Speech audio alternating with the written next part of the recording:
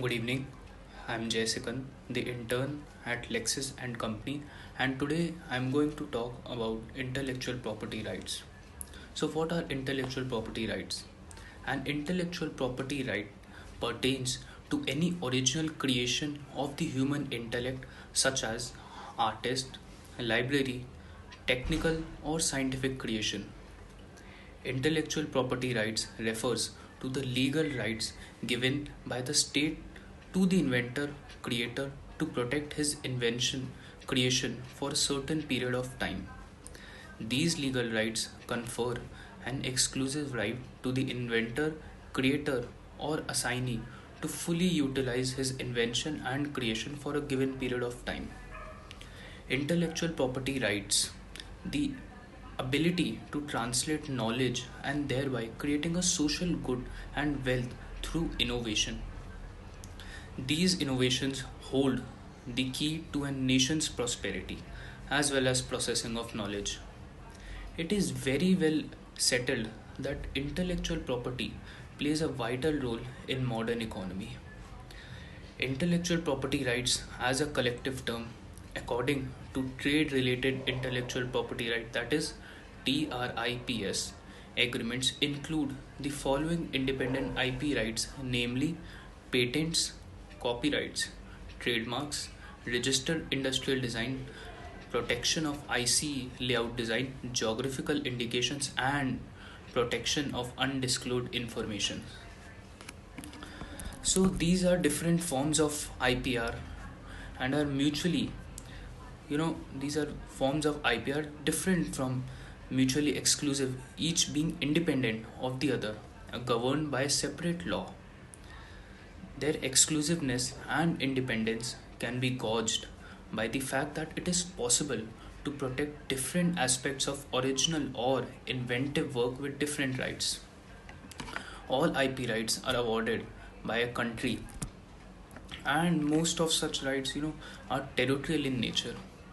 A copyright generated by a member of country of the Berne Convention is automatically protected in all the member countries in it without any need for registration in different countries, but will not be automatically available in non-member countries.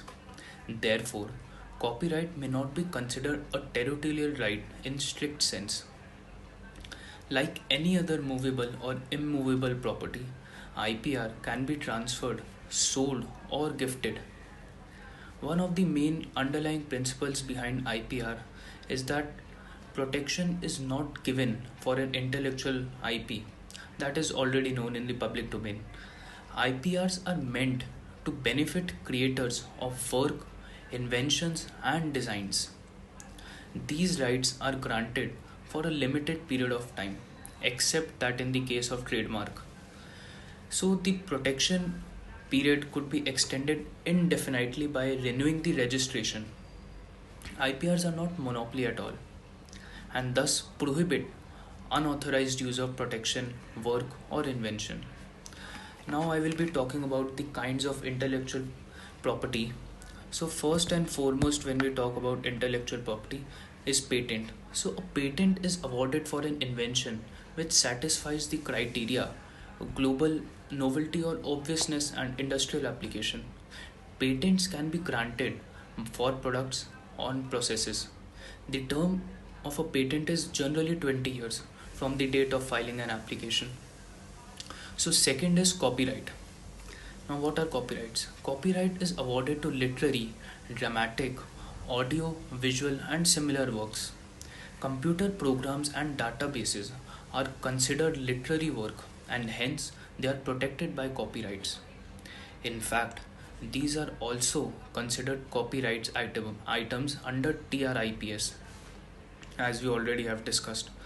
It may be noted that copyright protection extends to an expression of an idea, but not to the idea itself. To get protection, the work should be in tangible forms, which means in a form that is capable of either visually or audibly recreating the representation of original work. Now, the third IPR is trademark.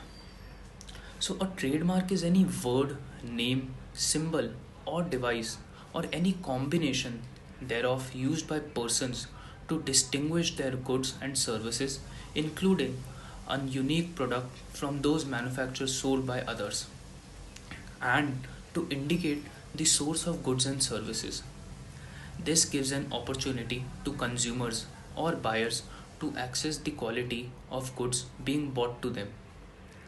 The purpose of awarding a trademark is also to benefit the public, as it could not have an informed choice while choosing a range of similar products and services, as we all have witnessed it. Now, fourth IPR is industrial design. Industrial design is connected with the protection of external shapes, appearance, configuration, or an article. A geographical indication is a name given to a product identifiable with a specific geographical location. A uniqueness for the product must be there.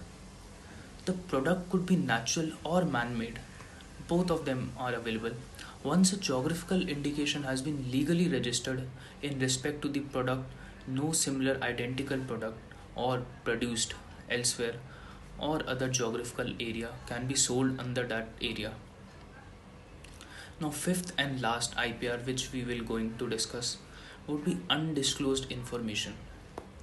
So, undisclosed information, generally known as trade secret or confidentiality information, it includes formulas, patterns, compilation, programs, and devices or methods or techniques or process. Protection of undisclosed information is at least known to players of IPR, and also at least talk, although it is perhaps the most important to firm protection of industries. R&D, research and development institution, and other agencies dealing with IPRs need it. So, discussing about it and moving further, uh, what is the need for intellectual property rights? So, IPR is a strong tool which is used to protect investment, time, money, and efforts like invested by the inventor or creator of an intellectual property, since it grants the inventor, creator an exclusive right for a certain period of time to use his invention or creation. Thus, IPR in a way aids the economic development of a country, promoting healthy competition and encouraging industrial growth and economic growth. A very spurt in interest about IPR started with a curiosity and element of apprehension, but it has now graduated to a need based compulsion and desire to play the new game, introduced with the formation of World Trade Organization with the advent of international law, World Trade Organization, and the introduction of TRIPS, globalization, multilateral trade, a new economic order are continuously reducing the geographical barrier to trade, rendering the global trade very complex. The current importance of IPR is dictated by the following reasons. First is that technologies are changing rapidly, as we all are witnessing. Second is that product life cycle is becoming very shorter. Or third point which I would like to raise is that investments on research and development, production or marketing have become very high. Fourth reason is that human resources should possess high level of skills. And fifth and last point that I would like to raise is that industry is becoming very competitive. So that is it for today. Thank you so much for listening to me.